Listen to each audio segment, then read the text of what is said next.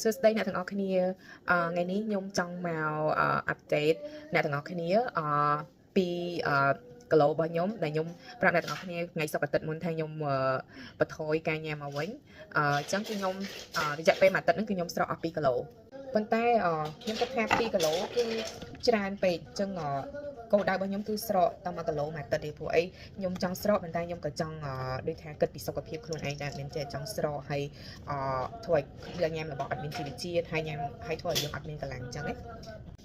គឺរបៀបសម្រករបស់ខ្ញុំហ្នឹងគឺវាងាយស្រួលហើយក៏អត់ដូចថាធ្វើឲ្យខ្ញុំ stress គឺខ្ញុំនៅញ៉ាំធម្មតាគាត់តែខ្ញុំបន្ថយការញ៉ាំនៅតិចជាងមុនជាពិសេសគឺខ្ញុំបន្ថយបាយកាទៀវ pasta និយាយនោះទៅគឺម្ហូបប្រភេទ carb គឺខ្ញុំបន្ថយវាទាំងអស់អញ្ចឹងខ្ញុំនឹងបន្តធ្វើវាទៀតគោលដៅរបស់ខ្ញុំគឺនៅសល់50គីឡូឥឡូវខ្ញុំចុះពី58មក56អញ្ចឹងខ្ញុំនៅសល់6គីឡូទៀតឥឡូវពេលព្រឹកខ្ញុំមកឆុងកាហ្វេញ៉ាំខ្ញុំទិញoatmeal ពីផ្សារ